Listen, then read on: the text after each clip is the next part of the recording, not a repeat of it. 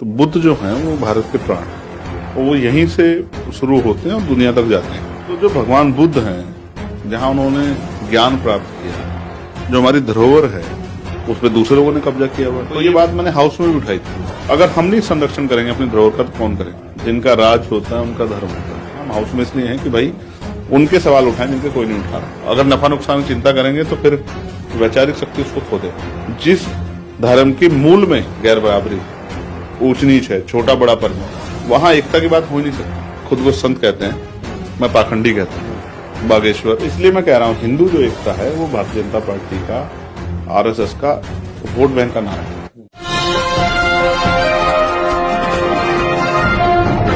साथियों नमस्कार, मैं हूं नीरज पटेल और आप देख रहे हैं नेशनल जनमत। मेरे साथ आजाद समाज पार्टी के राष्ट्रीय अध्यक्ष और नगीना से सांसद चंद्रशेखर आजाद जी हैं। सदन में जिस दिन आप शपथ ग्रहण कर रहे थे, आपने नमो बुद्धाय बोला, जय भीम बोला और जय मंडल भी बोला। अब आप बोध गया को लेकर के सवाल उठा रहे हैं लगातार, और किसी पॉलिटिशियन में ऐसा नहीं दिख रहा है जो तमाम बहुजन हितों की राजनीति करने की बात करते हैं कि बोध गया का मुद्दा उस तरीके से प्रमुखता से उठा रहे हो। आपको क्यों लगता है कि बोध गया है जो बौद्ध भूमि है वो किसी दूसरे के कब्जे में है? क्या चाहते हैं आप? देखिए, मैंने जिस दिन शपथ ली थी नीरज साहब, उस शपथ में मैंने ये वादा किया था कि देश के हर एक व्यक्ति के लिए, उसके अधिकारों के लिए हम लोग विधि के अनुरूप कार्य करने का काम करेंगे। तो विधि है भारत की संविधान। तो बुद्ध जो हैं वो भारत के प्राण हैं और वो यहीं से शुरू होते हैं और दुनिया तक जाते हैं। आज अगर बुद्धिज्म दुनिया में गया है तो वो भारत से शुरू हुआ। तो कॉन्स्टिट्यूशन ये कहता है कि सबको धार्मिक आजादी और सभी अपने धार्मिक स्थलों का संरक्षण कर सकते हैं। तो जो सिख भाई हैं उनके धार्मिक स्थल उनके पास हैं, जो ईसाई भाई हैं उनके धार्मिक स्थल उनके पास हैं, जो मुस्लिम भाई हैं उनके धार्मिक स्थलों की तो लड़ाई चल भी रही है कि उन पर भी जो है रोज खुदाई चल रही है। लेकिन जो हिंदू हैं, जिनको हिंदू भाई कहते हैं, उनको भी उनके सारे धार्मिक स्थल उनके पास है। तो जो भगवान बुद्ध हैं, जहां उन्होंने ज्ञान प्राप्त किया, जो हमारी धरोहर है, जो एक हमारे लिए शक्ति पुंज या शक्ति स्थल है, जहां निर्माण हुआ परिवर्तन का, कैसा कि राजकुमार सिद्धार्थ से भगवान बुद्ध की यात्रा जहां हुई है उस पर दूसरे लोगों ने कब्जा किया हुआ है। तो ये बात मैंने हाउस में भी उठाई थी, हाउस में उठाई, मीडिया के सामने उठाई, और मैंने ट्वीट के माध्यम से भी जो है अपनी बात को रखा। और आज हमारे जो राष्ट्रीय अध्यक्ष हैं भीम आर्मी के, उनकी एक बड़ी टीम वहां जा भी रही है, पूरे दिन वहां रहेगी। उसके बाद हमने ये भी तय कर लिया है कि हम दिल्ली में भी इसके खिलाफ एक बड़ा प्रोटेस्ट करेंगे, और भी हमने कई चीजें तैयार की हैं। अगर हम नहीं संरक्षण करेंगे अपनी धरोहर का तो कौन करेंगे? भाई एक जानवर भी अपने धरोहर का संरक्षण करता है, अपने स्थल का संरक्षण करता है। अब हम इंसान होके नहीं कर सकते? तो ये तो बहुत दिन पहले हो जाना चाहिए था। उसका लीडरशिप कौन करता है, उससे क्या किसको मिलता है, ये अलग विषय है। लेकिन सबसे बड़ा जरूरी ये है कि जिनका धार्मिक स्थल है उनको मिलना चाहिए। आप भी राजनीति में हैं, वोट बैंक की सियासत में आदमी नफा नुकसान देखता है कि हम इसकी बात करेंगे तो ये नाराज हो जाएंगे, ये हो जाएंगे। इसी वजह से ऐसा नहीं है, सदन में बहुत सारे लोग हैं जो आप जैसी सोच रखते हैं, लेकिन हिम्मत नहीं पड़ती यहां वहां सोच करके। आपको क्यों लगता है इतना इंपॉर्टेंट है ये? मैं समझता हूं कि मेरी थ्योरी कुछ और है। जिनका राज होता है उनका धर्म होता है। भाई हमारे गुरु कहते हैं राज होगा तो काज होगा। लेकिन मेरा मानना है कि एक ही पटल पे काम करना जरूरी नहीं है। राजनीतिक काम भी करना है, सामाजिक काम भी करना है, धार्मिक काम भी करना है, आर्थिक काम भी करना है, मतलब शक्तिपुंज बनाना है जिससे लोगों के जीवन में परिवर्तन हो। तो नफा नुकसान सोच के अगर मैं वैचारिक विषय से हट जाऊंगा फिर तो राजनीति नहीं कर पाऊंगा। अपनी राजनीति वैचारिक और विषय वस्तु के साथ है। हम किसी धर्म का बुरा नहीं चाहते, किसी धर्म का अपमान नहीं करते। हमारे जो सवाल होते हैं वो तार्किक सवाल होते हैं, और वो सवाल कई बार सवाल कहते हैं कि इस धर्म से क्यों नहीं करते। भाई जिस धर्म में हम लोग जन्मे हैं, जहां हमने सुधार की कोशिश की, हमने और हमसे पहले बाबा साहब ने, तमाम लोगों ने सुधार की कोशिश की, महापुरुषों ने भी सुधार की कोशिश की, जिसमें लंबे समय से गतिरोध चला रहा है, जहां एक जो है एक समूह कब्जा बना के बैठा है जो उसमें परिवर्तन नहीं चाहता। तो वही तो सवाल होंगे। लोगों की राजनीति इसीलिए है, हम हाउस में इसलिए हैं कि भाई उनके सवाल उठाएं जिनके कोई नहीं उठा रहा है। अगर नफा नुकसान की चिंता करेंगे तो फिर वैचारिक शक्ति उसको खो देंगे। एक महत्वपूर्ण सवाल है कि जो हिंदू की बात कर रहे हैं इस समय, हिंदू एकता, हिंदू एक हो जाओ, जब आपने भी सदन में सवाल उठाए, घोड़ी पे चढ़ने के इस तरह के जितने भी मामले आते हैं, मूछ के, घोड़ी के, पानी के, जितने भी 99% उसमें जो आरोपी होते हैं वो इसी समाज के होते हैं। समाज के होते हैं। तो ये कैसे हिंदू एकता कायम होगी? नहीं, आप इस बात को फिर समझो, कोई एकता कायम नहीं होनी है।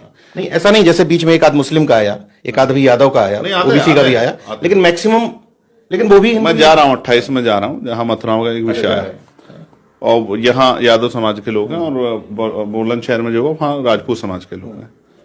तो अब सवाल ये है सबसे बड़ा कि ये हिंदू एकता और ये पूरा नारा है ना, ये नारा ही खोखला है। जिस धर्म के मूल में गैर बराबरी है, ऊंच नीच है, छोटा बड़ापन है, असमानता है, वहां एकता की बात हो ही नहीं सकती। जैसे आप याद करो, एक संत खुद को संत कहते हैं, मैं पाखंडी कहता हूं, बागेश्वर, जिन्होंने कहा कि कुंभ में जितने लोग मरे, हम ये चिंता कर रहे थे कि उनकी परिवारों को जो है उनकी जो अंतिम जो संस्कार के लिए डेड बॉडी मिल जाए, और उन्होंने कहा कि उनको मोक्ष मिल गया। मतलब अपराध को जिस तरह से ढकने काम किया उन्होंने अपने प्रभाव में, तो ऐसे ढोंगियों को मैं संत नहीं कहता। सिर्फ गेरुआ वस्त्र पहनने से पीएम तो उनकी हैसियत बढ़ाने जाते और ठीक है, वो उनका वोट बैंक तैयार कर रहे हैं तो पीएम ही करेंगे। भाजपा के सब लोग जाएंगे वहां। भाजपा के लोग तो आसाराम जी के यहाँ भी जाते थे, राम रहीम के यहाँ भी जाते थे, आपने देखे होंगे, मैंने बहुत सारे देखे हैं।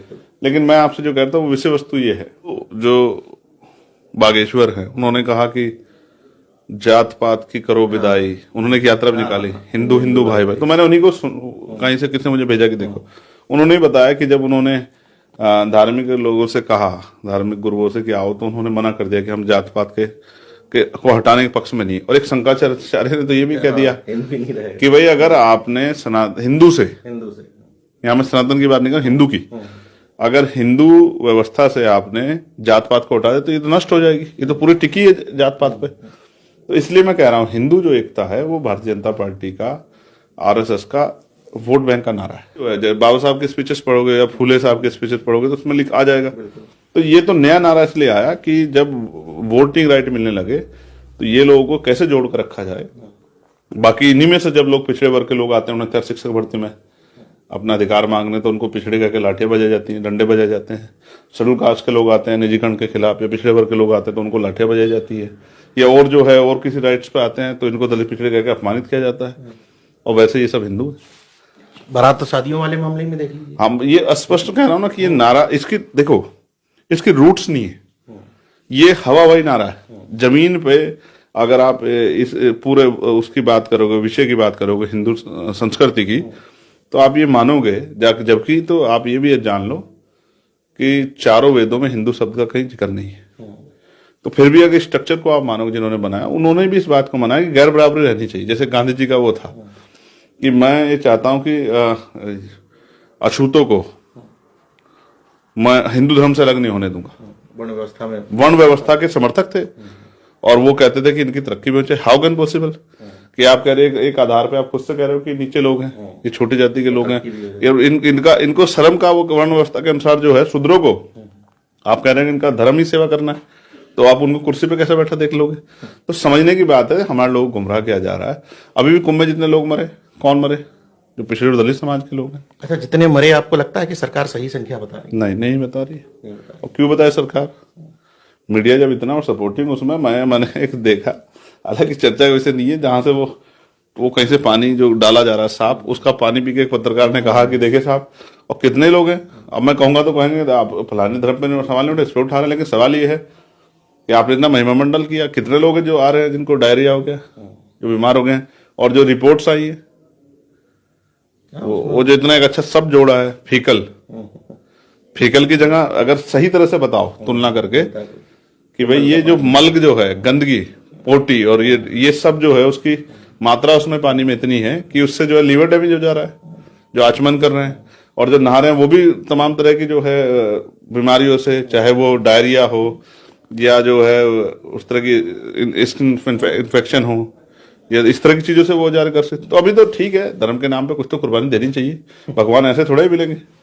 भगवान तो तभी खुश होते हैं ना जब हम लेट के जाते हैं, हम दौड़ के जाते हैं, हम इस तरह का आचरण करते, तभी होते हैं। जिनके भगवान ऐसे खुश होते हैं उनको ऐसा करना चाहिए। हमारे जो है वो मन चंगा तो कटौती में गंगा, वो तो आप कर्म अच्छे करो, उसी से खुश होते हैं।